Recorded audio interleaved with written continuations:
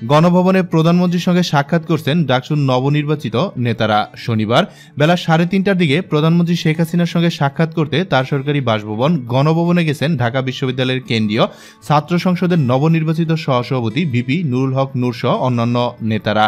প্রধানমন্ত্রীর সঙ্গে সাক্ষাৎ শেষে ডাকসুর নবনির্বাচিত নেতাদের বার্গার দিয়ে নাস্তা করিয়েছেন প্রধানমন্ত্রী শেখ হাসিনা। শনিবার প্রধানমন্ত্রীর সরকারি বাসভবন গণভবনে নবনির্বাচিত ডাকসু ও হল সংসদ নেতাদের আপ্যায়নে এসব খাবার ছিল বলে একাধিক নেতারা নিশ্চিত করেছেন।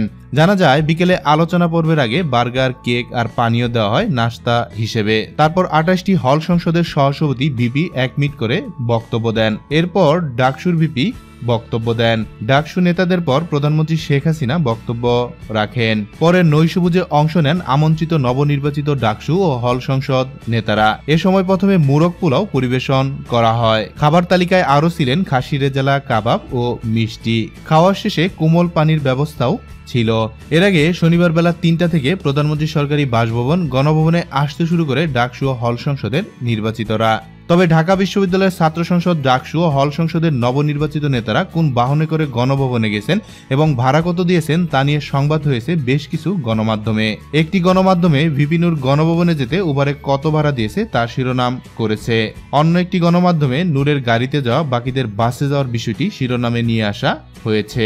সূত্র জানায়, নূর সহ বিশ্ববিদ্যালয়ের বিভিন্ন প্যানেল ও স্বতন্ত্রভাবে নির্বাচিত ডাকসু নেতাদের নিতে প্রধানমন্ত্রী সরকারি বাসভবন গণভবন থেকে 2টি গাড়ি পাঠানো হয়। ওই গাড়িতে স্বতন্ত্র নেতারা গণভবনে গেলেও উবার ডেকে নেন ভিপি নূর। নূরের সংগঠন বাংলাদেশ সাধারণ ছাত্র অধিকার সংরক্ষণ পরিষদের নেতাদের পক্ষ থেকে জানানো হয়, উবারে নূরের ভাড়া পড়ে 210 টাকা।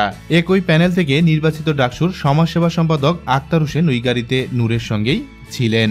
পরিষদের যুগ্ম আহ্বায়ক রাশেদ খান এ তথ্য নিশ্চিত করেন। দর্শক, এ নিয়ে আপনার কি মন্তব্য অবশ্যই নিচে কমেন্টস করে জানাতে ভুলবেন না। চারিদিকে ঘটে যাওয়া সব খবর সবার আগে পেতে আমাদের চ্যানেলটিতে সাবস্ক্রাইব করে সাথেই থাকুন।